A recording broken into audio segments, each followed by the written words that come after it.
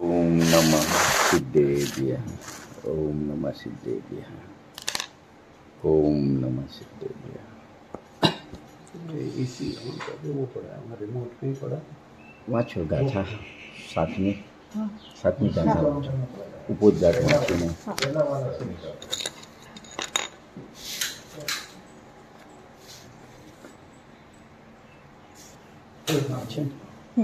હવે પ્રશ્ન થાય છે કે દર્શન જ્ઞાન ચારિત્ર એ આત્માના ધર્મ કહેવામાં આવ્યા છે તો એ ત્રણ ભેદ થયા એ ભેદરૂપ ભાવોથી આત્માને અશુદ્ધપણું આવે છે આ પ્રશ્નના ઉત્તરરૂપ ગાથા સૂત્ર કહે છે ચારિત્ર દર્શન જ્ઞાન પણ વ્યવહાર કથને જ્ઞાની ચારિત્ર નહીં દર્શન નહીં જ્ઞાન ન્યાયક શુદ્ધ છે। ગાથા તો વાંચી લો ગુજરાતી। જ્ઞાનીને ચારિત્ર દર્શન જ્ઞાન એ ત્રણ ભાવ વ્યવહારથી કહેવામાં આવ્યા છે। જ્ઞાન પણ નથી, ચારિત્ર પણ નથી અને દર્શન પણ નથી। જ્ઞાની તો એક શુદ્ધ જ્ઞાયક જ છે। નિશ્ચયથી જ્ઞાન પણ નથી, ચારિત્ર પણ નથી અને દર્શન પણ નથી। જ્ઞાनी तो शुद्ध ज्ञायक है। बहुत गंभीर चर्चा है यहाँ पे। मतलब छठी गाथा और सातवीं गाथा में पूरा समय सा रख लिया है, दोनों को मिलान करके, और दोनों गाथा को निष्कर्ष रूप में एक गाथा कॉम्बो जिसको बोलते 11वीं गाथा में रख दिया है। अभी 11वीं आई नहीं है। तो छठी गाथा में भाव बताया, वो समझ के सातवीं में जावे तो जो कुछ बाकी रह जाता है वो सातवीं गाथा में कचरा निकाल दिया। मतलब यह व्यवहार निश्चय की बात थी। तो व्यवहार से देखो, ये दुकान मकान को भी अपना कहा जाता है, शरीर को भी अपना कहा जाता है। समझो, दुकान मकान शरीर के प्रति यानी उसका लक्ष्य होता है तो पर्याय में राग होता है। एक राग, प्रीति, प्रेम, आकर्षण होता है। तो वो राग मेरा ये भी व्यवहार से कहा जाता है, चाहे शुभ राग हो चाहे अशुभ राग हो। देव शास्त्र गुरु के प्रति मतलब उनका लक्ष्य करने से जो राग होता है कि अच्छे है, मेरे हित करने वाले है, उसको भी राग ही बोला जाएगा। वो प्रीति, प्रेम, आकर्षण उसका लक्षण है। राग का लक्षण कोई पदार्थ में प्रीति, प्रेम, आकर्षण आदि ले लेना, वो शुभ राग बोला जाएगा। और समझो, उसको छोड़ के जो भोग वाले पदार्थ है, मतलब वो विषय में अपना लक्ष्य जाता है, ज्ञान जाता है, वहाँ भी कुछ राग होता है कि मेरे है, इनके लिए ये करना है, उसको अशुभ राग बोला जाता है। बराबर है। तो ये राग की बात आई, शुभ अशुभ राग की बात आई। उसमें राग दो प्रकार से चलता है। एक बुद्धिपूर्वक चलता है, विकल्प में कि ये मेरा है, ये अच्छा है, और ऐसा विकल्प नहीं हुए, समझो सो गए तो भी वो राग अबुद्धिपूर्वक अंदर चालू है। कोई वितराग भाव नहीं हो जाता सो जाता है तो, या कोमा में चला जाता है तो दो प्रकार का राग होता है। एक बोले बुद्धिपूर्वक का राग, एक बोले तो अबुद्धिपूर्वक का राग। दो बात हुई। तीसरी बात, ये राग का ज्ञान होता है। क्या कहना, ये राग है तो उसका मेरे को क्या हुआ, ज्ञान हुआ कि देखो ये शुभ राग है, ऐसा क्या हुआ, ज्ञान हुआ। ये अशुभ राग हुआ, ऐसा क्या हुआ, ज्ञान हुआ। अभी तीन बात हो गई, समझना बराबर। बुद्धिपूर्वक के राग वाली और बुद्धिपूर्वक के राग वाली, दो बात ये हुई। और तीसरी बात, ये राग का ज्ञान हुआ, तीसरी बात आई। ये तीनों बातों का छठी गाथा में निषेध कह दिया। मतलब ये बुद्धिपूर्वक का राग वो भी व्यवहार है, तो मेरा बुद्धिपूर्वक का राग है ये कहना भी व्यवहार है, मेरा अबुद्धिपूर्वक का राग है ऐसा कहना भी व्यवहार है। अच्छा, राग मेरा नहीं है, समझो, ये दो का निषेध हुआ, तो राग का ज्ञान तो मेरा है ना, तो ऐसा कहना वो भी क्या है, व्यवहार है। ये तीन प्रकार के व्यवहार का निषेध छठी गाथा में किया कि नहीं, ये सब व्यवहार से कथन है। देखो, इसमें दुकान मेरी, घर मेरी, ये समय सार है। ये परद्रव्य मेरा, ऐसे परद्रव्य की बात तो की नहीं। रुपया, पैसा, धन संपत्ति की बात वो मेरा ये बात नहीं की। लेकिन उसके लक्ष्य होने से जो राग होता है, चाहे बुद्धिपूर्वक का होए चाहे अबुद्धिपूर्वक का है, उसको यहाँ लिया और उसको भी असद्भुत व्यवहार कह दिया। क्या कह दिया? असद्भुत व्यवहार यानी क्या?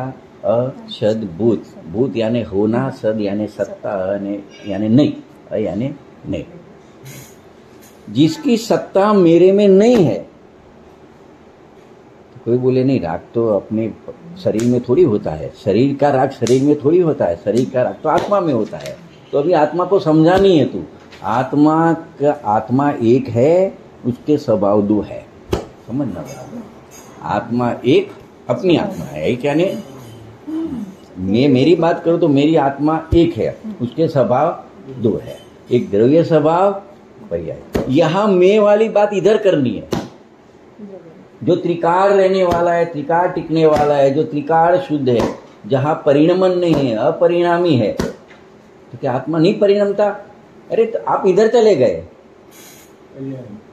हाँ, आप इसकी बात मत करो। अभी राग नहीं होता आत्मा में, अरे होता है ना, वो इधर होता है ना, इसकी बात मत करो। हम इसको देखने को कहते हैं, इसको देख लो एक होके। ये कुछ करने वाला नहीं है, उसका स्वभाव जानना मात्र है। तो जानता है तो इधर आ जाएगा, जानना का क्रिया होती है तो किधर आ जाएगा? इधर। तो राग करता है कि नहीं? अभी तो जानने की बात की ना, राग को नहीं करता, राग को मात्र जानता है। फिर ऐसा कहना ये भी क्या है? व्यवहार। क्योंकि मैं तो इसको देख के बोलूंगा ना, तो मेरे में कुछ करना, राग करना ऐसा तो नहीं है। राग का ज्ञान, राग को जानना ऐसा भी नहीं है। अरे ऐसा कह दिया तो व्यवहार से कह सकते हो, लेकिन ये तीन बातें व्यवहार से भी कहोगे ना तो ज्ञान में अशुद्धता आएगी। क्या आएगी? अशुद्धता आएगी। तो ज्ञान अशुद्ध नहीं होएगा, लेकिन ज्ञान में अशुद्धता का ही ज्ञान आएगा। इसको देख के बोलोगे कुछ भी तो ज्ञान में शुद्धता का ज्ञान आएगा, तो वो ज्ञान भी शुद्ध रह पाएगा। बहुत सूक्ष्म है। जो कहा ये परिणामी है, ये अपरिणामी है, दोनों अपना आत्मा का स्वभाव है। अभी अपरिणामी को देख के कुछ भी बोलोगे तो ये परिणमन भी मेरा नहीं है, परिणमन में राग है वो भी मेरा नहीं है। अरे परिणमन में राग होता है, वो राग का जो निमित्त है, दुकान मकान रुपया पैसा, ये भगवान भी मेरे नहीं है, वो तो दूर के हो गए, वो तो बाहर निकाल दिए। अपना प्रमाण इतना ही है, ज्यादा से ज्यादा होएगा अपने प्रमाण में, अपनी मर्यादा में, तो ये भगवान है ऐसा राग आ सकता है। और राग हुआ तो उसका ज्ञान हो सकता है। तो ये राग मेरा, राग का ज्ञान मेरा, ऐसा यहां देख के कह सकते हो, कहने में कोई दिक्कत नहीं है। क्योंकि ऐसा राग का होना, राग का ज्ञान का होना, ऐसा इसका स्वभाव है, पर्याय का स्वभाव है। और वस्तु में आत्मा द्रव्य पर्याय रूप कैसी हूं? तो कहने में तकलीफ नहीं है, लेकिन अभी इसको आगे खड़ा करोगे ना, इसको लक्ष्य में लेके तो अपरिणामी है। उसमें न राग होता है, न राग का ज्ञान होता है, उसका मात्र जानना ऐसा स्वभाव है। तो जो कुछ भी हुआ उसका राग का भी ज्ञान हुआ, वो भी व्यवहार हो गया। इसको देख के मैं तो ज्ञान मात्र हूं। क्या हूं? तो ज्ञान हुआ ना, तो ज्ञान का हुआ कि राग का हुआ? राग का ज्ञान कहा ना, तो राग में से तो ज्ञान नहीं आता, ज्ञान का ज्ञान आता है, ज्ञान में से आता है, ज्ञान रूप ज्ञान रहता है। राग रूप तो होता नहीं, राग में से आता नहीं, राग का ज्ञान होता नहीं है, तो ज्ञान का ज्ञान है। तो राग का ज्ञान का वो भी झूठा है, वो व्यवहार है, वो भी क्या हो गया? तो ये तीन प्रकार के व्यवहार की बात छठी गाथा में की। कौन से? देखो अभी उसको अपने लास्ट पीरियड में चालू किया था कि ये व्यवहार क्या है वो समझना जरूरी है। कि आप बोलोगे भी ये व्यवहार कैसे हो गया है, क्या है, तो ये सब समझना जरूरी है। और आप तो बोलते हो कि दुकान मकान शरीर भी मेरा नहीं है, तो ऐसा भी कहने में आता है। एक जिनागम में भी लिखा है कि सिमंदर भगवान का देह 500 धनुष का है, 1 करोड़ पूर्व का आयुष है, तो सब शरीर तरफ से कथन जिनागम में भी लिखा है।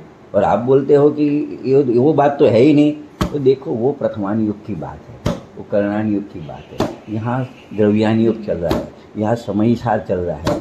समयसार क्या बोलेगा कि तू अपने प्रमाण में रह के बात कर, प्रमाण के बाहर की बात हम नहीं करेंगे। वो सब तू नक्की करके आ पहले, कि शरीर, देह, मन, वाणी, दुकान, मकान, रुपया, पैसा तो पर द्रव्य है, वो तो प्रत्यक्ष भिन्न है, वो तो प्रत्यक्ष भिन्न है, वो तो मेरा होने का कोई प्रश्न ही नहीं है।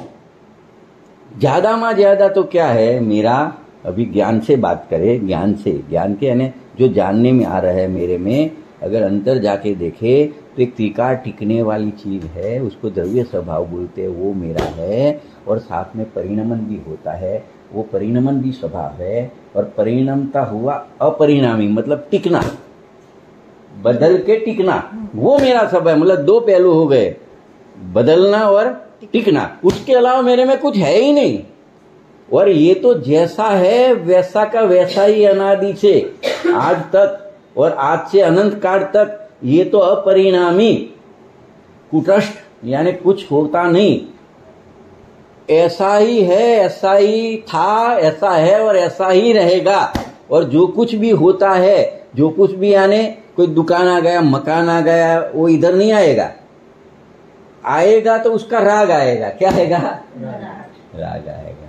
तो ये आत्मा का राग है, ऐसा कथन भी बनता है, समय सार में बनता है। समय सार में शरीर मेरा है कथा नहीं बनता। वो समझाने के लिए आगे 27वीं गाथा में बोलते हैं, जीव देह बनने एक से व्यवहार नहीं नू पता। लेकिन वो आगम को आगे करके बात किया है, यहाँ तो वो बात करने की जरूरत ही नहीं है, समझे ना। तो देखो ये सब अभी तो ये दुकान, मकान, शरीर मेरा है, यही मान के बैठे हैं, वो मेरा नहीं है, वो बात समझ में नहीं आती। अच्छा, कहने में भी आता है ये मकान है, अयोध्या के राजा रामचंद्र जी, दशरथ जी, ऐसा कहने में तो आता है, सब कथन तो आता है। उनकी ये 2 पत्नी थी, नंदा, सुनंदा, ये इतने पुत्र थे, सब कुछ आता है। आप बोलते हो कि वो नहीं है, तो देखो ये सब नहीं आपको समझने पड़ेंगे। और देखो भाई साहब ने बताया ना कि संक्षिप्त में, तो देखो ये समय सार ग्रंथ की बात करें तो 12 गाथा में संक्षिप्त है। क्या है? मतलब संक्षिप्त रुचि वालों के लिए 12 तक की गाथा, मतलब संक्षिप्त रुचि वाले के लिए, यानी कि जो थोड़े कहने में सब कुछ समझ सकते हैं, उतनी योग्यता लेके बैठे, उनके लिए 1 से 12 गाथा है। उसमें भी देखो 1 से 5 गाथा तक तो भूमिका है समय सार ग्रंथ की। मतलब जो कहना चाहते हैं वो 5वीं गाथा में प्रतिज्ञा की, दर्शाऊ एक विभक्त आत्मतना निज विभव थी, दर्शाऊ तो करजो प्रमाण न दर्श दोष ग्रह करना है। तो 5वीं गाथा में तो प्रतिज्ञा की, आगे नहीं जाते, क्या बताए वो, बराबर है। मतलब यहाँ तो एक भूमिका बनाई, 6ठी गाथा से शुरुआत की समय सार की। समय सार का सीधा अर्थ होता है शुद्ध आत्मा। तो यहाँ देख के बोलना है ना, आत्मा वो भी अशुद्धता है, यहाँ देख के बोलो वो शुद्ध आत्मा, उसको बोलते हैं समय सार। क्या बोलते हैं? ये समय सार का पर्यायवाची, ये त्रिकाली स्वभाव, ज्ञायक भाव, जिसका त्रिकाल जानना स्वभाव है, कुछ करना नहीं है, ज्ञान करना, ऐसा भी स्वभाव बोलोगे तो इधर आ जाएगा पर्याय में। ज्ञान करता है ऐसा बोलेगे तो इधर आ जाएगा, करता नहीं है, स्वभाव है। क्या है? जैसे अपने को 25 किलोमीटर चालने की शक्ति है, लेकिन चलते नहीं है 25 किलोमीटर, ऐसे इसका स्वभाव शक्ति पड़ी है पूरी। लोकालोक को एक समय में 3 लोग 3 काल को एक समय में जानने की शक्ति वाला, ज्ञान शक्ति वाला, देखने की दर्शन शक्ति वाला, सब कुछ शक्ति का पिंड पड़ा है, वो है ये है समय सार। इसका नामकरण 6ठी गाथा में किया, ज्ञायक भाव। क्या कहा? नियम सार में बोला कारण परमात्मा। क्या बोला? जो परमात्मा का कार्य जिसके अवलंबन से आता है, वो परमात्मा का कार्य का कारण ये है। मतलब ये ज्ञायक भाव को भगवान बोला जाता है। क्या बोला जाता है? भगवान। जो तो सबको भगवान देखो। क्या देखो? बदा भगवान छो, पूज्य गुरु ऐसी कहते हैं, बदा भगवान छो। तो सबको ये यहाँ ये पहलू देखे। मैं कोई पंखा फिरता है, समझो, तो एक डांडी होती है, 3 पंखी होते हैं। कोई बोलेगा पंखा स्थिर है, सही है कि गलत है? और कोई बोलेगा फिरता है, इसको बोलते हैं शादवाद। अनेकांत। एक दृष्टांत लेना, मतलब उदाहरण के तौर पे लेना कि दोनों धर्म है, स्थिर भी रहना और घूमना। इसको दो, अनेक यानी दो, अनेक का दो करना, अंग यानी धर्म, दो धर्म है। आत्मा के दो धर्म है, टिकना और परिणमन करना। अभी शादवाद, उसको समझाने के लिए शादवाद की शैली प्रयोग होती है कि ये डंडी की अपेक्षा से देखो तो पंखा स्थिर है, और पांखिए की अपेक्षा से देखो तो पंखा हिलता है, उसको बोलते हैं शादवाद। क्या बोलते हैं? तो आत्मा देखो राग करती है, ज्ञान करती है, तो इधर से देखो तो पर्याय की अपेक्षा से सब कुछ होता है, इधर से देखो तो आत्मा कुछ नहीं करता, अकर्ता है, अभोक्ता है। तो कथन बदलते जाएंगे, अपेक्षा बदलेगी तो सब में ऐसी अपेक्षा लगा के चौखवट नहीं करते। तो ये चीज समझ के बैठे हुए समझदार समझ सकेगा। तो बात ये आई कि ऐसे जिनागम में आता है कि ये शरीर मेरा है, परिवार मेरा है, देश मेरा है, गाँव मेरा है, इंद्रिया 5 इंद्रिया है, मनुष्य की 5 इंद्रिया है, कीड़ी वगैरह की मतलब 2 इंद्रिया है, मतलब 3 इंद्रिया, ये 4 इंद्रिय वाला है, 5 इंद्रिय वाला है। ऐसा जो कथन जिनागम में आता है, तो ये क्यों आया, उसका अर्थ क्या? फिर राग, आत्मा रागी है तभी तो बंद होता है, तभी तो संसार में परिभ्रमण करता है, ऐसा भी कथन आएगा। और यहाँ समय साल लेके बैठोगे 6ठी 7वीं गाथा, तो क्या ऐसा कुछ नहीं है। और प्रथमानी योग, चरणानी योग उठाओगे तो उसमें ये है ऐसा आएगा, यहाँ नहीं है ऐसा आएगा। तो उसके लिए ये जो जिनवाणी है, नयों में निबंध है, तो अपनी बात चल रही थी कि 5 गाथा तक तो भूमिका है, 6ठी गाथा से 12वीं गाथा में, 7 गाथा में पूरा समय सार समझा दिया। संक्षेप में जो समझ सकता है उसके लिए 12 गाथा है। नहीं समझे कि साहब आपने समझाया, थोड़ी थोड़ी समझ में आई, पूरा नहीं समझ पाया, तो 13वीं गाथा में पूरा समय सार का नंबर या दिया, मतलब जो अधिकार है उसके नाम दिए, उसका क्रम भी दिया कि ये क्रम से अधिकार आएंगे, और दोबारा उसको विस्तृत रूप से, विस्तार से उसका वर्णन किया। मतलब ये जो 7 गाथा है उसमें पूरा समय सार आ जाता है। और कोई भी जिनवाणी नयों में निबंध है, और इधर नयों की बात की है, और नई में भी मैंने क्या कहा, ये प्रमाण के बाहर वाले की बात व्यवहार से भी नहीं की, अंदर की बात की। एक बात। दूसरी बात, तो 6ठी गाथा में जो व्यवहार है, जिनागम में जो प्रयोग होते हैं, अध्यात्म के या आगम के 4 व्यवहार है। कितने? 4 व्यवहार होते हैं। मुख्य 2 है, एक असद्भुत व्यवहार और एक सद्भुत व्यवहार। 2 प्रकार का व्यवहार मुख्य है, ये भेद है व्यवहार के। उसके प्रभेद करो तो दोनों के 2-2 है, तो अभी प्रभेद से देखो तो 4 हो जाएंगे व्यवहार। असद्भुत के 2, एक उपचरित, एक अनुपचरित। तो असद्भुत में ऐसा बोलेंगे, उपचरित असद्भुत व्यवहार नहीं, अनुपचरित असद्भुत व्यवहार नहीं। ये बाजू आया सद्भुत, तो उसके 2 भेद करेंगे, तो उपचरित सद्भुत व्यवहार नहीं, अनुपचरित सद्भुत व्यवहार। अभी अपने ऐसे 4 का ही नाम लेंगे, यहां से शुरू करेंगे। उपचरित असद्भुत व्यवहार नहीं, अनुपचरित असद्भुत व्यवहार नहीं।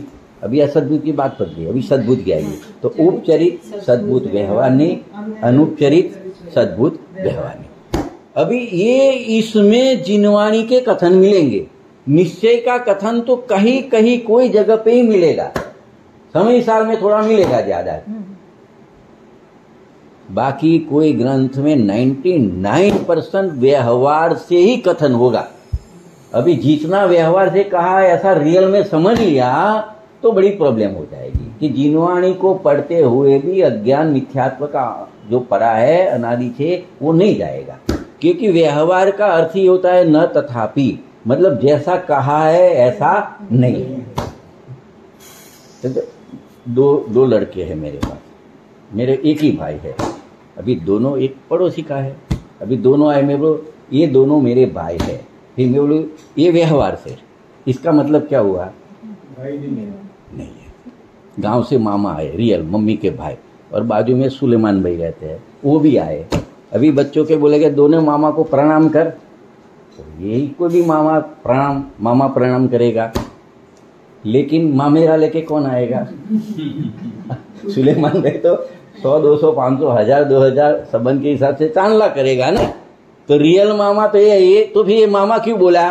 व्यवहार के मतलब वो मामा नहीं। ऐसे जिनागम की बात जितनी है वो सब व्यवहार के 99% व्यवहार से कथन है। और जैसा कहा ऐसा के जिनागम में लिखा है और ऐसा मैं मान रहा हूं, वो समझता है मेरी सोच सही है, लेकिन वहां वो गलत हो जाता है। तो इसके लिए देखो ये 4 प्रकार के व्यवहार है। अभी एक पॉइंट उसमें थोड़ा क्लियर और कर दो। ये व्यवहार पद्धति है ना, वो 2 प्रकार की है, एक आगम पद्धति और एक अध्यात्म पद्धति, बराबर है। तो एक आगम पद्धति का व्यवहार चलेगा, ये चारों व्यवहार नाम भी यही रहेंगे, उसके मूल सूत्र मतलब उसका जो क्या बोलते हैं वो वही रहेगा, पैटर्न उसका व्यवहार की पहचान करने की पैटर्न वही रहेगी, लेकिन विषय बदल जाएंगे। ये आगम में जो 4 व्यवहार देखो, उसमें व्यवहार में एक आत्मा तो इसमें भी रहेगी इसमें भी रहेगी, क्योंकि आत्मा के साथ संबंध बताना है। लेकिन आत्मा के साथ जिसका संबंध बताया जाता है वो आगम में बताया जाता है, वो बिल्कुल भिन्न पर द्रव्य के साथ में बताया जाता है। और अध्यात्म में जो बताता है आत्मा का संबंध, वो अपनी पर्यायों के साथ में बताया जाता है। ये बेसिक डिफरेंस। एक एक बात दिमाग में फिट करते रहो और आगे की चर्चा में इन्वॉल्व होते रहो। तो समय सार को छोड़ो अभी मुख्य रूप से, हाँ, बाकी तो दोनों आगम अध्यात्म दोनों की बात, तो वो अध्यात्म को समझाने के लिए भी आगम का रेफरेंस लेके बात तो करेंगे, लेकिन आगम का व्यवहार समझाना नहीं है, अध्यात्म का ही समझाना है। और व्यवहार नहीं समझाना है, व्यवहार की बात करके भी उसका निषेध करना है, उसकी स्थापना भी करेंगे, बाद में उसका निषेध भी करेंगे। और ये व्यवहार का निषेध करके निश्चय को दिखाएंगे, ज्ञायक भाव को दिखाएंगे, उसका आश्रय कराएंगे, ये ऐसा ही मैं हूं, यही मेरा असली स्वरूप है, ऐसी प्रतीति कराएंगे, उसमें ही लीनता स्थिरता कराएंगे। उसी का नाम ही सम्यक दर्शन, सम्यक ज्ञान, सम्यक चारित्र, मोक्ष का मार्ग है, वही सुखी होने का सच्चा मार्ग है। जितने भी आज तक मोक्ष मार्ग में आरूढ़ हुए वो यही पद्धति से हुए, गाथा कोई भी हुए, ग्रंथ कोई भी हुए, सब में लागना तो इधर ही पड़ेगा। आप कहीं से भी आओ, विजय 4 रास्ता, ऐसे घूम के आओ, ऐसे घूम के आओ, ऐसे घूम के आओ, आना तो इधर ही। कथन पद्धति जो रास्ते की बदलाता है, लेकिन जगह मंजिल एक ही है। जब तक यहाँ नहीं आए, इसका आश्रय नहीं लिया, तब तक सम्यक दर्शन, ज्ञान, चारित्राणी, मोक्ष मार्ग होने वाला नहीं है। तो ये बात है। तो बात ये चल रही थी कि 6ठी गाथा में समय सार शुरू किया तो ये 4 प्रकार है, उसमें से 3 का निषेध कर दिया। कितना? 3 था। और चौथा 7वीं गाथा में कर दिया। फिर 8वीं गाथा में थोड़ी व्यवहार की बात रखी कि देखो ये तो हम समझते नहीं है। जैसे मलेश को समझाना है, उसको संस्कृत में स्वस्ति बोलेंगे। तो आया ब्राह्मण आया मलेश के गांव में, बोले स्वस्ति, वो नहीं समझेगा, तो उसको उसकी भाषा में समझाना पड़ेगा। स्वस्ति यानी मलेश भाषा में बोलना पड़ेगा, तेरा अविनाशी कल्याण हो, ऐसा ये ब्राह्मण कह रहा है। तो मलेश को मलेश भाषा में समझाना पड़ता है। इसके लिए व्यवहारी जन को व्यवहार भाषा में निश्चय को समझाना, इसको समझाना पड़ता है। लेकिन ब्राह्मण मलेश भाषा में समझाएगा, लेकिन वो मलेश नहीं होएगा। और वो जो वो बताएगा मलेश भाषा में, लेकिन बताएगा वो स्वस्ति को ही बताएगा, उसके अर्थ को ही बताएगा। बोले भाषा बदली पर समझाएगा तो उसका अर्थ। ऐसे व्यवहार आएगा, व्यवहार परमार्थ को ही बताएगा, और जो परमार्थ को बताए वही व्यवहार है सच्चा। શ્રીમદ જી નું વાક્ય છે ને, વહ વ્યવહાર સંમત, શું છે વાક્ય? પામે એ વ્યવહાર સંમત, જે વ્યવહાર પરમાર્થ સુધી લઈ જાય એ વ્યવહાર સંમત છે, બીજા વ્યવહાર સંમત। तो देखो बात ये आई, अभी व्यवहार को समझना जरूरी है। अपने पास कितना टाइम है, मैं उसी हिसाब से खोलना चाहता हूँ, बराबर है। ये घड़ी में कितने ये बजे? घड़ी कुछ बराबर नहीं चल रही है या बराबर है? 9 बजे चालू किया था, 9 पे था तब, तो वापिस 9 पे बंद करना है 10 मिनट पहले। मेरे को कोई तकलीफ नहीं हाँ, है। आप बताइए। मतलब मैं क्या है कि जिस टाइम से चलेंगे तो अच्छा रहेगा। सब अपना प्रोग्राम बना के आते हैं इसके लिए, बराबर। मेरा तो वहाँ जाके भी यही करना नहीं, अभी आधा घंटा हो गया है, आधा घंटा है, ठीक है, ओके, ठीक है, बराबर। देखो अभी थोड़ा मैं ऐसा सोचता हूँ, एक व्यवहार को क्लियर कर दिया ज्ञान में, तो समझो पूरा जिनागम का कोई भी ग्रंथ पढ़ेंगे, क्योंकि जिनवाणी नयों में निबंध है, और नयों के ज्ञान बिना उसको समझना तो दूर, उसमें प्रवेश करना भी अशक्य है। तो ये समझना जरूरी है। तो अभी ये व्यवहार को समझना जरूरी है, क्योंकि व्यवहार में ही निबंध है। निश्चय की तो कहीं कहीं उसका कथन आता है, तो उसको भी समझेंगे, लेकिन व्यवहार को पहले समझ लेवे। एक बात, व्यवहार 2 पद्धति वाला होता है, आगम पद्धति का और अध्यात्म पद्धति। जो मूल ग्रंथ है नई चक्र के, देवसेन आचार्य ने आज से 1200 वर्ष पहले लिखे, उन्होंने 3-4 ग्रंथ लिखे, तो वो सब देवसेन आचार्य के नई चक्र के नाम से ही प्रसिद्ध है। जितने भी नई पे लिखा गया वो सब नई चक्र के नाम से ही प्रसिद्ध है। वो उसमें आगम से चर्चा की है। किससे चर्चा की है? आगम के व्यवहारों की चर्चा की है। और पूरी जिनवाणी में पढ़ो, द्रव्यानी योग को छोड़ के, अध्यात्म के ग्रंथ को छोड़ के, तो पूरे आगम वाले नयों की भाषा में ही लिखे हुए होते हैं। एक ग्रंथ मात्र एक ऐसा है कि पंचाध्यायी ग्रंथ का नाम है, पंचाध्यायी। उसमें नयों की चर्चा है, वो अध्यात्म के नयों की चर्चा है। और ये जो समय सार में 6ठी गाथा, 7वीं गाथा में 4 नई का बता के निषेध किया, और एक 11वीं गाथा में, एक ही गाथा में वो 4 नई को दिखा के उसका निषेध किया, वो अध्यात्म के नई की चर्चा है। अभी आगम नई भी समझ में नहीं है, तो अध्यात्म वाली बात तो समझ में कहाँ आएगी। अभी आगम से नई व्यवहार क्यों है, क्यों किया, उससे परमार्थ तक कैसे पहुंचना, वो बात भी, वो तो सीढ़ी है। एक व्यवहार वो भी सीढ़ी है। व्यवहार परमार्थ का ही प्रतिपादन करता है, व्यवहार परमार्थ को ही दिखाता है। लेकिन जो आगम वाला पद्धति वाला भी अभी व्यवहार से परमार्थ तक पहुंचने का पता नहीं है, तो अध्यात्म में तो थोड़ी सूक्ष्म बात आएगी। अभी शरीर मेरा नहीं है, मेरा है वो भी व्यवहार से, फिर भी मेरा नहीं है क्यों, वो समझ में नहीं आता। वो शरीर का राग मेरा है व्यवहार से, निश्चय से नहीं है, वो कैसे समझ में आएगा। फिर शरीर का राग मेरा नहीं है, मेरा तो ज्ञान में निमित्त राग होता है, तो ज्ञान मेरा है, वो भी व्यवहार से, राग का ज्ञान वो भी व्यवहार से, वो समझ में कैसे आएगा। तो ज्ञान का है, आत्मा का है, वो भी व्यवहार है। ये अध्यात्म का 4 नहीं बोला मैं, तो वो कैसे समझ में आए कि आत्मा का ज्ञान, पहले ज्ञान को राग के साथ में जोड़ा, फिर वो ज्ञान आत्मा का बोला, वो भी व्यवहार है। अभी आत्मा तो आत्मा ही है, आत्मा तो वो नित्य है।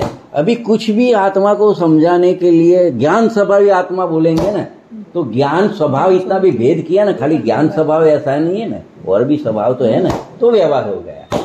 ये 4था नंबर का व्यवहार हो गया अध्यात्म का।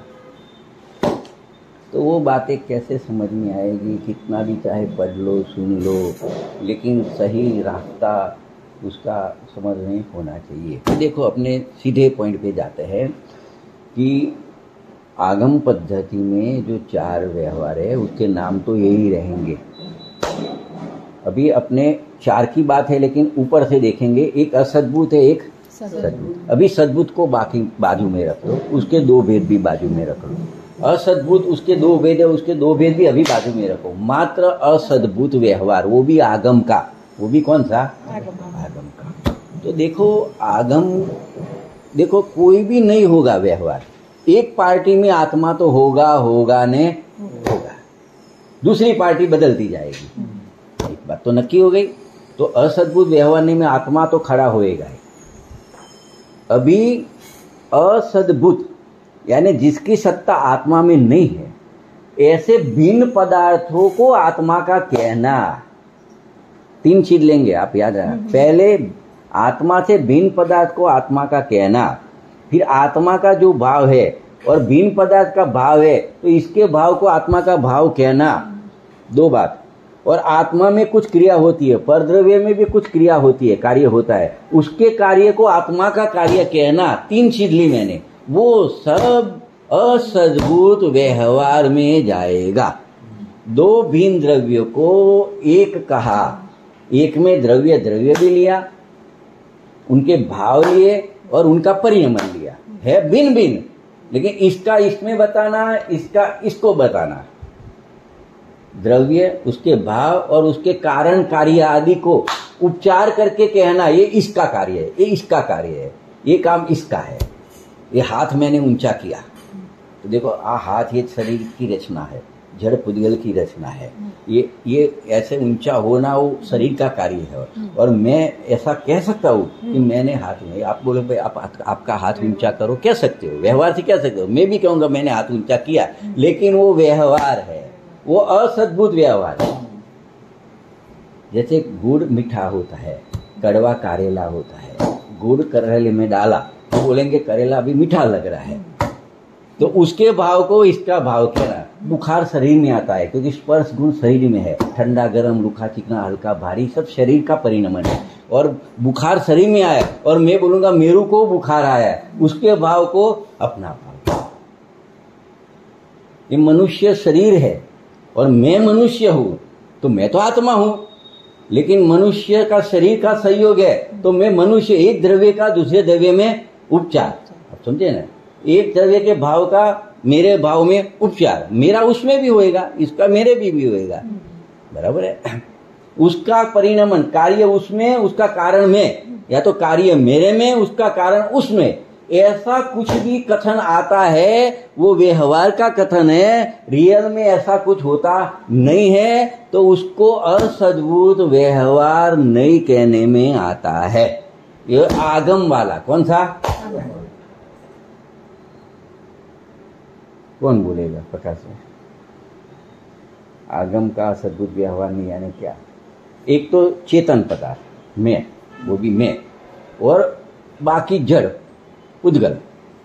मुख्य दो की चर्चा है, 6 द्रव्य है, लेकिन ज्यादा चर्चा तो जीव पुद्गल की चलती है, बराबर है। और जो कुछ भी संयोग में है सब पुद्गल ही पुद्गल दिखता है। कुछ एक अपनी आत्मा है, बाकी सब जड़ पुद्गल ही है, उसके साथ ही संबंध जोड़ेगा व्यवहार से। तो एक जीव और एक पुद्गल, दो भिन्न द्रव्य है, उसको एक दिखाना शॉर्ट में, दो भिन्न द्रव्य को एक कहना, वो व्यवहार है, लेकिन वो असद्भुत व्यवहार है, क्योंकि जिसका संबंध आत्मा में जोड़ा उसकी सत्ता आत्मा में नहीं है, असद्भुत है, और नहीं है फिर भी कहना वो व्यवहार है। और ऐसा ज्ञान रहता है कि ये नहीं है फिर भी कहा है वो नहीं है, यानी ज्ञान की पर्याय है। ऐसा जानने वाली ज्ञानी की ज्ञान की पर्याय है। 3 का अर्थ हो, असद्भुत व्यवहार नहीं, असद्भुत यानी जिसको अपना कहा उसकी सत्ता आत्मा में नहीं है, व्यवहार नहीं है फिर भी कहा, वो व्यवहार हो गया। जैसा है वैसा कहना वो तो निश्चय हो गया। जैसे कॉटन का कपड़ा है, कॉटन का कहना है निश्चय है, लेकिन मैंने कोई टेलर के पास ही रहते इसका सिया हुआ है, जेवी मास्टर का है, फलाना का है, ऐसा कहना वो क्या हो गया? ये लकड़ी का टेबल है तो लकड़ी का कहना निश्चय, लेकिन ये स्वाध्याय का टेबल कहना, कंप्यूटर रखते तो कंप्यूटर का टेबल कहना, वो क्या हो गया?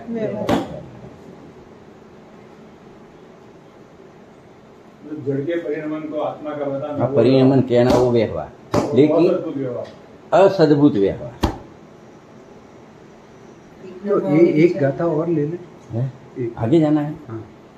व्यवहार समझे भी ना आगे समझ में आएगा मेरे को। खाली मैं ऐसा सोचता हूँ 6ठी 7वीं गाथा इसमें क्या है, 6ठी 7वीं गाथा पर्याप्त है, बराबर है।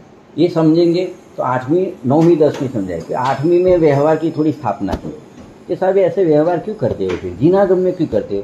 ये देखो जैसे मलेश को मलेश भाषा में समझाया जाता है तो ही समझता है, ऐसे व्यवहारी जन को व्यवहार की भाषा में आत्मा समझाया जाता है तो थोड़ा बहुत वो समझेगा। ठीक है साहब, उसका खुद दृष्टांत तो 9-10 गाथा में उसका दृष्टांत है। फिर वापिस निश्चय में आ गए, फिर 11वीं एक गाथा रख ली, उसमें 6ठी 7वीं गाथा का कॉम्बो ले लिया। फिर ऐसा लगा ये तो निश्चय की बात करते हैं और व्यवहार को मतलब असत्यात का झूठा कहा कि ये तो ऐसा है ही नहीं, तो कोई सर्वथा भी ऐसा नहीं मान ले। तो इसके लिए वापिस 12वीं गाथा में व्यवहार की स्थापना की, लेकिन उसकी मर्यादा बताई। कि बिल्कुल सर्वथा असत्य नहीं है, ऐसा पर्याय है, पर्याय में ऐसे भेद रहते हैं, राग रहता है, राग का ज्ञान भी रहता है, सर्वथा असत्यार्थ नहीं है इसके लिए कथनचित सत्यार्थ, लेकिन उससे सम्यक दर्शन नहीं होगा, इसके लिए असत्यार्थ। वो मर्यादा बता दी, क्या बता दी, ऐसे करके पूरा समय सार पूरा किया है। तो ये गाथाओं संक्षिप्त समझने के लिए इसकी चाबी समझनी जरूरी है। जो अपने थोड़े पर्याप्त अभ्यास नहीं होने के कारण अपने थोड़े आगे नहीं बढ़ पाते, भूमिका में थोड़ा अपना समय निकल जाता है। लेकिन बात बैठेगी, भले इसके लिए मैं थोड़ा न्याय दूंगा 2-3 क्लास का, बाकी तो छठी गाथा मेरे 65 स्वाध्याय है, 40-40 मिनट। यहाँ मैंने एक की क्लास में पूरा कर दिया है। छठी गाथा मैंने इसके अगले के अगले बारे में बता दिया है, उसके भाव पकड़ा दिया, 7वीं का भी भाव पकड़ सकता हूँ। यहाँ मैं ऐसा बोलूँ ना कि छठी गाथा में 3 व्यवहार का निषेध किया है। अभी क्या रहा, अज्ञान थी आत्मा, 3 कौन सा व्यवहार निकाला पहले छठी गाथा में, बुद्धिपूर्वक का राग निषेध कर दिया छठी गाथा में, अब बुद्धिपूर्वक राग का निषेध कर दिया। तो उसको अध्यात्म में असद्भुत व्यवहार कहा, सद्भुत में ज्ञान रखा, ज्ञान में 2 व्याप्ति है, तो राग का ज्ञान कहा, वो सद्भुत लेकिन वो उपचरित, और ज्ञान थी आत्मा, वो अनुपचरित। तो ये 3 का तो निषेध कर दिया, 2 बुद्धिपूर्वक का राग का निषेध, अबुद्धि राग का निषेध, राग का ज्ञान वो भी व्यवहार है का निषेध कर दिया। लेकिन ज्ञान वो आत्मा है, वो तो बात सही है ना, वो तो आत्मा का ही है, ज्ञान के बिना आत्मा होता नहीं। तो क्या वो भी व्यवहार है, उतना भेद किया ना, ज्ञान का भेद किया ना, आत्मा तो अभेद है, ज्ञान दर्शन सुख चारित्र वीर्य आदि अनंत गुणों से अभेद है, आपने एक भेद करके कहा ना। तो 7वीं गाथा में ऐसा प्रश्न है, ज्ञान दर्शन चारित्र आत्मा का ऐसा भेद करके आत्मा को बतावे तो अशुद्धता आती है कि हाँ आती है, क्योंकि वो व्यवहार है। तो वो भी नहीं है, जो जायज भाव हम बता रहे हैं ना, उसमें ऐसा भेद भी नहीं है, पर्याय भी नहीं है, राग भी नहीं है, ऐसा भेद भी नहीं है, वो तो अभेद एक अखंड आत्मा है, वो ज्ञायक है। 7वीं गाथा पूरी। तो फिर भेद की बात ही क्यों करते हो? तो 8वीं गाथा आएगी कि साहब व्यवहारी जन को व्यवहार में ही समझाया जाएगा, नहीं तो समझेगा नहीं। आप समझे, ऐसे शॉर्ट में कर सकते हैं। तो देखो, अपने ये समझना क्यों जरूरी है, देखो अपने कोर्स एक बात है, एक व्यवस्था के हिसाब से कोर्स का अपना पूरा होना जरूरी है, लेकिन वो सब चला के ये व्यवस्था भी इसके लिए की है कि ये जिनवाणी अपने भाव भाषण में आवे, वाक्य का वाच्य अपने भाव भाषण में आवे। कभी भी कुछ भी पढ़ो, एक लाइन पर्याप्त है सम्यक दर्शन प्रकट कराने में, लेकिन उसके भाव तक पहुंचना जरूरी है। तो वो टेक्निक सीखनी है अपने को, कि कभी कोई भी ग्रंथ, कोई भी गाथा खोले, एक आध लाइन पढ़ी तो जिसे अपने को पूरा भाव समझ में आवे, और इसके लिए ये नयों का ज्ञान होना जरूरी है, अनिवार्य है, जरूरी नहीं, उसके बिना जिनागम में प्रवेश होएगा ही नहीं। तो देखो, एक असद्भुत की बात की, अभी थोड़े एक स्टेप आगे जाएंगे, उसके 2 भेद हैं। अभी अध्यात्म वाली बात को टच नहीं करना है, सद्भुत को भी टच नहीं करना है। असद्भुत की बात है, थोड़ा असद्भुत का विषय समझे अपने, कि आत्मा के साथ में अन्य भिन्न द्रव्य, उसको अपना कहना, वो सब आ गया। अभी उसमें 2 भेद करने हैं, उपचरित और अनुपचरित। तो ये जो आत्मा से भिन्न जितने भी पुद्गल पदार्थ दिखते हैं, उसमें 2 भेद करने पड़ेंगे, विषय में 2 भेद करने पड़ेंगे। तो कैसे करेंगे साहब? तो उसमें आपको 2 प्रकार से भेद करें। एक तो जो आत्मा के साथ में बद्ध है, कैसे है, और दूसरे पदार्थ अबद्ध है। जैसे 2 पदार्थ में लो पुद्गल के, एक शरीर लो और एक मकान लो, दोनों असद्भुत व्यवहार का विषय तो है, लेकिन उपचरित कहाँ लगेगा, अनुपचरित कहाँ लगेगा? तो जो अबद्ध है, आत्मा के क्षेत्र से भिन्न है, बंधा हुआ नहीं है, उसको उपचरित कहेंगे, और जो बद्ध है आत्मा के साथ में एक क्षेत्र का संबंध वाला पदार्थ है, उसको अबद्ध है, उसको अनुपचरित कहेंगे। अभी जितने भी पुद्गल है उसके साथ संबंध बताएंगे तो असद्भुत व्यवहार का विषय हो जाएगा, लेकिन देह, शरीर, मन अंदर जो है, जड़ पुद्गल वाला मन, और वाणी निकलती है, ये इंद्रिया है, ये अंग उपांग है, सब हाथ पग नाक कान जो कुछ भी है, अंगी थम, सब वो सबको अपना कहना, वो अनुपचरित असद्भुत व्यवहार नहीं से कहा जाता है, लेकिन वो आत्मा का है नहीं। व्यवहार से कहा ना तो आत्मा का है नहीं। वो संयोग देख के, एक साथ में देख के अपना कहा जाता है। अपने कर्म के फल स्वरूप नो कर्म मिले हैं, इसके लिए अपना कहा जाता है। यहाँ कुत्ते का शरीर है, उसमें आत्मा है। यहाँ मनुष्य का शरीर, इसमें आत्मा है। मेरी आत्मा का नो कर्म, ये मनुष्य शरीर है, वो भी नो कर्म है, लेकिन वो उसके कर्म के उदय से मिला है, वो उसका नो कर्म है। तो अपने कर्म के उदय में जो जो संयोग मिलते हैं उसके फल स्वरूप, उसको नो कर्म कहते हैं जड़ पुद्गल को। और वो कर्म के उदय में अंदर जो जो पर्याय में भाव होते हैं, राग देश मोह विकार आदि, क्रोध मान माया, नो कर्म आदि, मतलब जो 9 प्रकार के नो कर्म बोले थे, हास्य रति रति भय गुस्सा त्रिवेद पुरुष नरपति आदि, वो सब भाव भी कर्म का फल है, घातिया कर्म का फल है। वो भी व्यवहार से मेरा कहने में आता है, लेकिन वो पर्याय में है तो सद्भुत, और जो बिन द्रव्य है वो सब असद्भुत।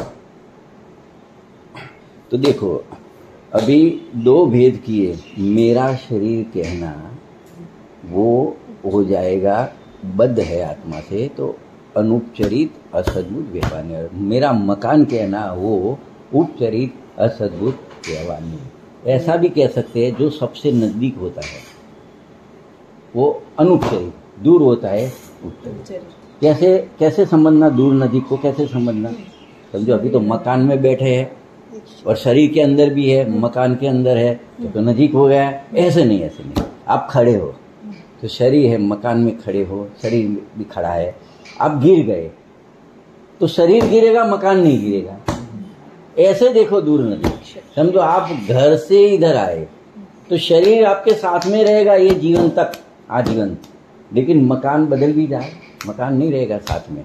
उसको नजीक दूर का ये पहचान ऐसे एक समझाने के लिए की जाती है कि भाई नजदीक का अनुपचरित, दूर का उपचरित, बस इतना ज्यादा। ये असद्भुत वाली बात हुई। किसकी बात हुई? उसमें 2 भेद हो गए, एक उपचरित असद्भुत, एक अनुपचरित। अभी कोई भी पदार्थ में आप 10-10 वाक्य सेंटेंस लिख देना, उपचरित असद्भुत के, अनुपचरित, और एक ही जगह से देखना। मैंने लास्ट टाइम किया था। देखो ये बाल है, मेरे है, और यहाँ पिन वगैरह लगती है, जो कुछ भी लगता है वो भी मेरा है। क्या हो जाएगा? कौन सा उपचरित में जाएगा? उपचरित है। और बाल है वो, फेस पे चश्मा है, आंख भी है और चश्मा भी है। आंख आएगी अनुपचरित में और चश्मे आएंगे। अच्छा, तो आंख है, किकी में मोतिया है, ये एक किकी है और उसके ऊपर मोतिया पत्थर है, तो किकी है वो अनुपचरित में जाएगी। ऊपर पत्थर है वो अपना ये ढकनी है, क्या बोलते हैं, घुटन।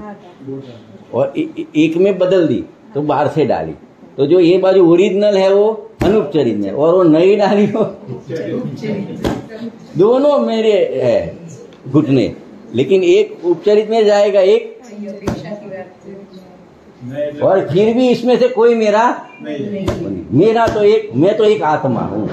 मैं तो एक कैसा आत्मा, तो व्यवहार लाना पड़ेगा। कैसा कुछ भी आत्मा के बारे में बोला जाएगा तो देखो ये मोबाइल है, मोबाइल है, निश्चय हो गया। अभी भाई मोबाइल क्या है? ये देखो ब्लैक है ना, ऐसा स्क्वायर, ऐसा है ना, रेक्टेंगल है, बस वो बोला ना, वो व्यवहार है। जिनागम में कुछ भी किसी के बारे में कहा, वो व्यवहार हो जाएगा। क्या हो जाएगा? अभी इसकी बात हो गई असद्भुत की। ऐसे बहुत दृष्टांत है। जब पोल्यूशन वगैरह में लेते हैं तो बहुत खेलते हैं एक चीज में, मतलब सबको इंटरेस्ट भी आता है। वो वहाँ बैठे सब 7-2 घंटे यही करना है, तो प्रयोग कराते हैं, प्रश्न पूछ के, है ना, तो एक दफे पक्का हो जाता है। तो कभी भी फिर जिनागम हाथ में लेते हैं तो बराबर ज्ञान में रहता है। ये व्यवहार से कहा, क्योंकि ये व्यवहार में वजन ज्यादा है। देखो ये भी व्यवहार है, मेरा नहीं है, यहाँ भी व्यवहार है, मेरा नहीं है, लेकिन इसमें फर्क हो। अरे असद्भुत में उपचरित अनुपचरित में भी डिफरेंस है। ये तो शरीर तक अपना, मतलब ये शरीर तो अपना आयु तक रहता है, और बाकी के संयोग तो आते जाते हैं, बदल जाते हैं, कुछ फर्क है ना। और यहाँ सद्भूत इससे और नजदीक की बात है, क्योंकि वो अपनी पर्याय के भावों की बात है। और इसमें भी दो है उपचर है, यहाँ राग है, यहाँ ज्ञान है। तो राग तो आज है, वितरागता हो जाए तो निकल जाता है, ज्ञान कभी निकलता नहीं। तो एक एक में वजन है, तो समझना भी जरूरी है। फिर भी मेरा नहीं है, मैं तो आत्मा गायक हूं, बस वहां तक पहुंचना है। अभी सद्भूत में जाएंगे। सद्भूत यानी जिसकी सत्ता है। मैं आत्मा तो हूं, वो तो रखने का है, दूसरे पदार्थ वो लेना है। जिसकी सत्ता मेरे गुण या पर्याय रूप है, गुण रूप या पर्याय रूप। ज्ञायक द्रव्य तो वो तो निश्चय हो गया, द्रव्य तो क्या हो गया, वो तो एक पार्टी में बैठ गया। अभी क्या रहेंगे, गुण की बात आएगी, उसके साथ में संबंध की बात आएगी, या तो उसका परिणमन जो कार्य होता है, गुणों का परिणमन, उसकी बात आएगी।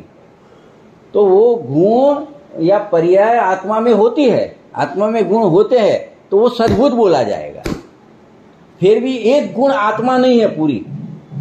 मैं ज्ञान बोलूंगा तो ज्ञान आत्मा में, इसके लिए सद्भूत। लेकिन जितना ज्ञान उतना आत्मा नहीं, आत्मा में तो और भी बहुत कुछ है अभेद रूप, इसके लिए व्यवहार। तो ऐसा कहा वो भी जानता है, व्यवहार से कहा ऐसा जानता है, यानी रियल में ऐसा नहीं है, ये जानना वो नहीं, वो ज्ञान की पर्याय। तो सद्भूत व्यवहार नहीं, कि जो पदार्थ का संबंध आत्मा के साथ जोड़ा जाता है, वो पदार्थ की सत्ता आत्मा में होती है, उसका सद्भूत है आत्मा में, गुण रूप है या पर्याय रूप है, उसको बोला जाता है सद्भूत। क्या बोला जाता है? तो उसमें दो भेद करने हैं, एक उपचरित, एक अनुपचरित। तो उसके विषय को समझो, राग भी आत्मा में है, ज्ञान भी आत्मा में है, तो दोनों सद्भूत में जाएंगे। लेकिन देखो, दो भेद करने, उपचरित अनुपचरित है, तो अपने नजदीक दूर की बात करेंगे। ये भावों की अपेक्षा है। राग भाव भी आत्मा में उत्पन्न होता है पर्याय में, और ज्ञान भी होता है समय समय पे, जो कुछ भी है उसका ज्ञान भी होता है। दोनों भाव आत्मा में ही प्रकट होते हैं। लेकिन राग तो निकल जाता है, राग में तो अलग अलग प्रकार का राग होता है। ज्ञान तो जानने रूपी होता है, मतलब कुछ डिफरेंस पड़ता है ना, ऐसे बहुत तरीके से डिफरेंस कह सकते हैं अपने, है नहीं तो संक्षिप्त में। तो राग आत्मा का ऐसा कहना और ज्ञान आत्मा के ऐसा कहना दोनों सद्भूत में जाएगा। लेकिन राग को आत्मा का कहा, वो राग दूर का है तो उपचरित सद्भूत में जाएगा, और ज्ञान आत्मा का है वो कहना वो। ये तो हुई आगम की बातें। अध्यात्म में क्या आएगा? तो देखो, अभी आगम में चार नहीं है और चार नहीं के विषय है। मैं एक एक विषय रखता हूं, इसमें मकान रखा, इसमें शरीर रखा, इसमें राग रखा, और इसमें आगम के चार नहीं के चार विषय आ गए, एक एक सैंपल बराबर आ गए। अभी आपको खाली चार नाम याद रखना है। चार में भी क्या, असद्भूत, सद्भूत, उपचय, इतना ही याद रखना है बराबर, और चार विषय याद रखने हैं। अभी आएगी अध्यात्म की बात, तो क्या बदलेगा? आत्मा तो रहेगा ही रहेगा, परिभाषा भी वही रहेगी कि दो भिन्न द्रव्यों को एक कहना, वो व्यवहार, असद्भुत व्यवहार। अभी असद्भुत में जाएंगे बराबर, समझना भी, ये भी ध्यान में रखना। इसको मैंने ऐसे ही नहीं हाथ ऊंचा किया है। अध्यात्म में पहले असद्भुत लेंगे। कौन सा लेंगे? असद्भुत, बराबर है। तो असद्भुत लेंगे, परिभाषा भी वही लेंगे आगम वाली के, दो भिन्न द्रव्यों के एक बताना, और उसमें एक पार्टी आत्मा थी कंपलसरी, इसमें भी एक पार्टी आत्मा रहेगी। लेकिन बदलेगा क्या कि भिन्न द्रव्य जो लिया वो यहां राग को लिया। किसको लिया? तो ये दो तो निकल गए, शरीर और मकान वाली बात। तो राग रहेगा, ज्ञान रहेगा, अभी दो रहेंगे, और इधर भेद पढ़ेंगे अध्यात्म के चार। कितने पढ़ेंगे? तो ये दो में से चार बनाने हैं। तो ये राग का तीन जगह पे प्रयोग करना है, और ज्ञान तो है ही बराबर। देखो, पहले राग में एक बुद्धिपूर्वक का राग, एक अबुद्धिपूर्वक का राग। मतलब राग तो असद्भूत ही है, राग की सत्ता आत्मा में नहीं है। तो वे साहब आपने बोला एक आत्मा आएगा, चेतन, और एक अचेतन पदार्थ आएगा। तो इसमें तो राग लिया, वो तो आत्मा की पर्याय है। तो क्या देखो, ये अध्यात्म में राग को पुद्गल कहा जाता है। अब ऐसे कैसे कह दिया आपने? ऐसे नहीं कहा। देखो, पुद्गल के लक से राग उत्पन्न होता है। राग कब होता है? आत्मा का लक किया ना तो राग नहीं होएगा, धीरे धीरे राग बंद होके वितराग भाव होएगा। जड़ पुद्गल का लक किया तो नियम से शुभ या अशुभ राग होएगा। एक नंबर 1 ऐसे 18 पॉइंट है। कितने हैं? 18 तो कहने के लिए, बाकी तो बहुत बन सकते हैं। इसमें जो चर्चा की है उसकी बात कर रहा हूँ, अलग अलग गाथाओं में। एक तो पुद्गल के लक से होता है राग, इसके लिए पुद्गल का। उससे जो बंधन होता है राग होने से, वो भी जड़ कर्म पुद्गल का। और वो कर्म के उदय में जो सहयोग मिलते हैं वो भी जड़ पुद्गल। इसके लिए हम राग जीव में होता है, जीव की पर्याय में होता है, फिर भी हमको उसको पुद्गल का कह के उसको दूसरी पार्टी बना देते हैं। अभी असद्भुत व्यवहारणी की क्या परिभाषा थी? 2 भिन्न द्रव्य को एक कहना, वो असद्भुत व्यवहारणी। अभी एक द्रव्य तो आत्मा लिया, स्वद्रव्य तो लेना ही है, क्योंकि उसकी तो बात करनी है निश्चय रूप से, बराबर। और दूसरी पार्टी में क्या लिया? राग लिया। राग पुद्गल है। अभी तो राग को आत्मा के कहना, वो असद्भुत व्यवहारणी अध्यात्म था। समझ आया? अभी सब 2 भेद कैसे करेंगे? कि देखो, 2 भेद करने हैं ना, एक उपचरित है, एक अनुपचरित है। इसमें दूर नदीक की बात करो क्या? तो देखो, एक तो होता है बुद्धिपूर्वक का राग। वो जब उपयोग ज्ञान बाहर जाता है ना तो बुद्धिपूर्वक का राग होता है। और उपयोग अंदर जाने की कोशिश करते, अंदर जाते हैं ना आत्मा के नजदीक में, तो भी कोई पूर्ण वितराग दशा नहीं आ जाती। समझो, मुनिराज का गुणस्थान है 7वां 8वां, जब आत्मा में लीन है, श्रेणी के गुणस्थान है, अंदर बढ़ते जाते हैं वितरागता में, तो उपयोग अंदर आत्मा में लीन होता है। फिर भी उस समय पूर्ण वितराग दशा नहीं है, क्योंकि वो तो 11वें 12वें गुणस्थान में होती है। तो वहां अबुद्धिपूर्वक का राग तो रहता ही है। तो 2 हो गए, एक बुद्धिपूर्वक का, एक अबुद्धिपूर्वक। तो स्थूल राग कौन सा हुआ? बुद्धिपूर्वक जुड़ता है, वो स्थूल हो गया। और उसमें जोड़ा नहीं है पर द्रव्य से, लेकिन फिर भी राग तो बना रहता है, वो नदी का है, मतलब बराबर। तो जो दूर का बुद्धिपूर्वक का राग है उसको उपचरित सद्भुत व्यवहार नहीं कहा जाता है। बुद्धिपूर्वक का राग आत्मा का, ऐसा कहना वो उपचरित सद्भुत व्यवहार नहीं का कथन है। और अबुद्धिपूर्वक का राग आत्मा का, तो मुनिराज को श्रेणी में भी राग तो रहता ही है, उनका राग होता है, ऐसा कथन आएगा तो समझने का अनुपचरित सद्भुत व्यवहार नहीं का कथन है। जब 6ठे गुण स्थान में आता है आहार विहार निहार धर्म उपदेश का राग रहता है, वो बुद्धिपूर्वक का, तो वो उपचरित सद्भुत। और जब अंदर आत्मा में लीन होते हैं फिर भी उसी टाइम पूर्ण वितराग दशा नहीं आती, थोड़ा समय लगता है, तो उस टाइम राग तो रहता ही है, तभी तो पूर्ण वितराग दशा नहीं, तो वो अबुद्धिपूर्वक का, तो वो अनुपचरित सद्भुत व्यवहार नहीं का कथन है। 2 तो हो गए। तो अभी उसके 4 विषय से आगम के, इसमें से 2 तो निकल जाते हैं, इसमें 2 रहे, तो ये राग में से 2 हो गए, असद्भुत के 2 हो गए। अभी सद्भुत के 2 करने हैं। अभी ये राग होता है ना, उसकी जगह राग का ज्ञान होता है। क्या लेने का? राग का ज्ञान होना।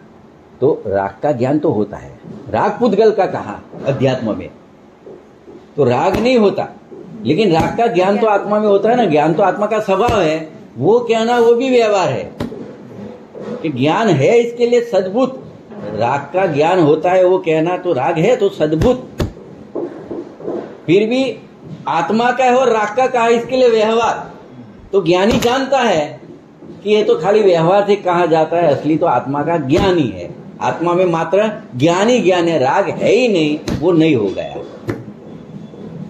उपचरित सद्भुत व्यवहार नहीं हो गया। ये तीनों नयों का निषेध 6ठी गाथा में किया है। शिष्य ने इधर प्रश्न किया, साहब कि ये दर्शन ज्ञान चारित्र गुण, ज्ञान गुण की बात पकड़ो ना, अभी 3 में से वो आत्मा का है, ऐसा कहे कि ज्ञान थे आत्मा, ऐसा कहे तो उसमें भी अशुद्धता आएगी, मतलब वो नीचे नहीं बनेगा, क्या नहीं बनेगा, अशुद्धता आएगी। तो ये पूछने वाला ये सब समझ के बैठा है, आगम के 4 नहीं, समझ के बैठा है, उसका निषेध करके बैठा है। अध्यात्म के 3 नई को भी समझ के निषेध करके बैठा है छठी गाथा में। फिर अभी एक ही भेद बाकी रहा है, ज्ञान ते चौथा भेद बाकी रहा। कौन सा? चौथा, अनुपचरित सद्भुत व्यवहार नहीं, वो समझ में नहीं आ रहा है अभी। सब ज्ञान तो आत्मा का ही है, वो तो आत्मा का धर्म है, तो ज्ञान ते आत्मा ऐसे कहने में दिक्कत क्या है? उसमें व्यवहार हो जाएगा। हाँ, व्यवहार हो जाएगा, क्योंकि ऐसा भेद रूप आत्मा नहीं है। हम जिसको तेरे को पहचान कराना चाहते हैं ना, ज्ञायक भाव को, वो तो ऐसे ज्ञान दर्शन चारित्र सुख वीर्य आदि अनेक गुणों से अभेद है। कैसा है? तो પછી भेद करके कहा, वो क्या हो गया? व्यवहार हो गया। तो इसमें ऐसे अशुद्धता आएगी तो क्या? हाँ, आएगी, आएगी। जवाब है ये।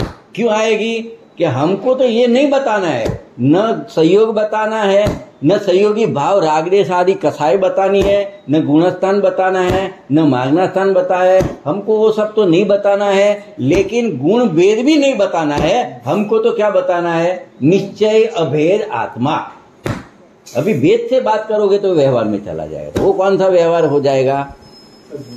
अनुपचरित सद्भुत व्यवहार। तो 7वीं गाथा में ऐसा व्यवहार विकल्प का भी निषेध किया, तो अभी क्या बाकी रहा? ये ज्ञायक, और ये पर्याय में 4 प्रकार किए। अभी ये 4 बताया, उसका निषेध किया। अभी आपके सामने क्या रहा?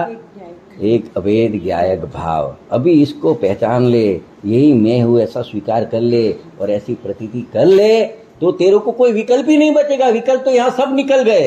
अभी तो मैं एक हूं। सम्यक दर्शन, सम्यक ज्ञान, सम्यक चारित्र की प्राप्ति। 7वीं गाथा पूरी। 7वीं गाथा में खाली अनुपचरित असद्भुत व्यवहार नहीं। हाँ, अनुपचरित सद्भुत व्यवहार નહીં, એનો નિષેધ કર્યો। આગળના 3નો 6ठी ગાથામાં ગયો। 11મી ગાથામાં 4 નહીંનો વિષય કર્યો। શુદ્ધાત્મા શબ્દ વાપરીએ એ જ્ઞાત ત્રિકાળી ધ્રુવ દ્રવ્ય માટે શુદ્ધાત્મા એ નિશ્ચય। એ પ્રશ્ન જે છે ને 6ठी ગાથામાં હે ના શુદ્ધાત્મા કીધો ને, એટલે બધી શુદ્ધતા શુદ્ધતા લે। ત્યાં ભેદે નહીં લેવાનો, ગુણ ભેદે નહીં લેવાની, પર્યાય નહીં લેવાની, સંયોગે નહીં લેવાના, રાગે શુદ્ધાત્મા यानी મૂળ સ્વરૂપ। હા, એક જ વિભક્ત આત્મા કહો, જ્ઞાયક કહો, શુદ્ધાત્મા કહો,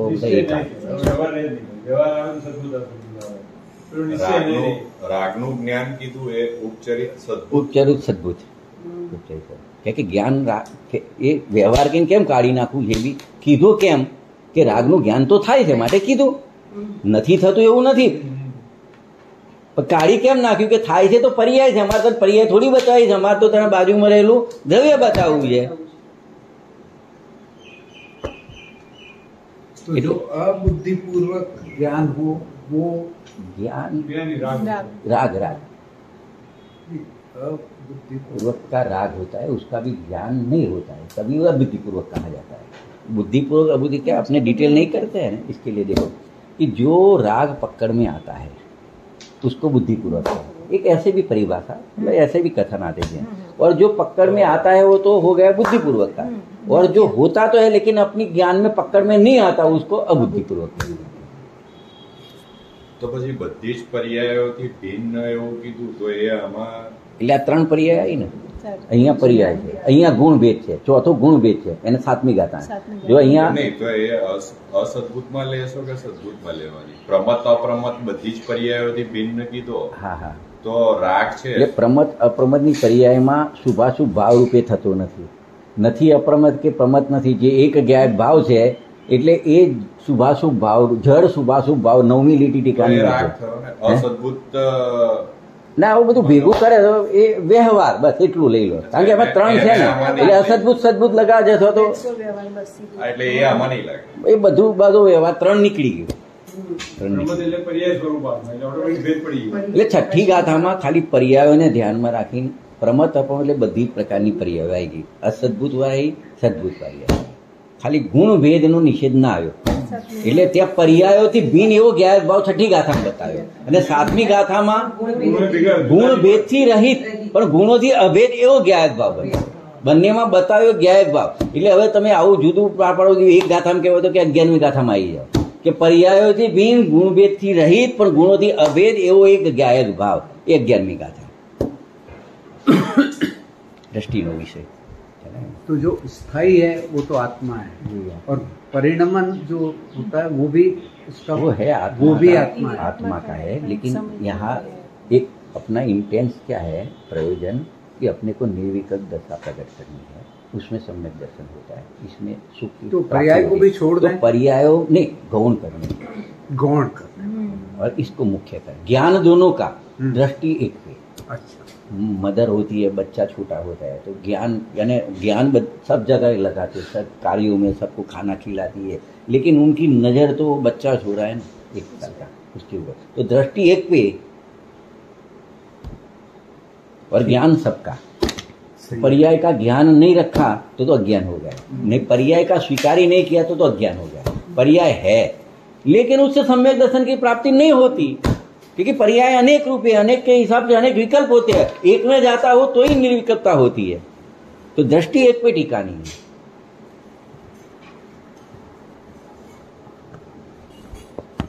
तो 13वीं गाथा का टोन बदल जाएगा। 9 देखो और सम्यक दर्शन प्रकट करो, ये नियम है, ऐसा आचार्य ने 2000 साल पहले कहा। तो क्या 9 में 9 देखोगे तो सम्यक दर्शन है, और 9 में छुपा हुआ एक को देखेंगे। 9 तत्वों में छुपी चैतन्य। 9 कर्म बोले थे, 9 हाँ 9 है, 9 हाँ 9 कर्म बोलते हैं। कौन कौन? हास्य, हाँ, रति, अरति, भय, जिगुप्सा, शोक। वापस बताइए। हास्य, रति, अरति, शोक ले लो, शोक, सुख, शोक, शोक, शोक, शोक, भय, जुगुप्सा, शोक, शोक, शोक है, शोकातुर होते हैं ना, कुछ वियोग हो जाता है, शोकातुर, वैसा शोक। हाँ, हास्य के सामने शोक आ गया समझो। रति, अरति, हाँ, भय, जुगुप्सा, भय, जुगुप्सा, ग्लानि जुगुप्सा, यानी कोई गंदी चीज को देख के ऐसे ग्लानि होती है ना। और स्त्री वेद, पुरुष वेद और नपुंसक वेद, 3 प्रकार के वेद। स्त्री वेद के भाव, स्त्री वेद यानी स्त्री के साथ रमण करने का भाव, पुरुष वेद यानी पुरुष के साथ रमण, अच्छा। और नपुंसक वेद यानी दोनों के, मतलब उस हिसाब से उसके विकल्पों में रहना है। स्त्री वेद, पुरुष वेद, नपुंसक, 3 वेद आ गए। ये 9 कसा है, किंचित कसा है तो कसा है। सही। तो समाप्त करें। तो ये आप देंगे? हाँ मैं देखता हूँ, मैं दूंगा तो हिंदी या गुजराती में दूंगा। हाँ, आप हिंदी में दीजिए, ट्रांसलेट कर सकते हैं। हाँ, मैं तो हिंदी। हाँ।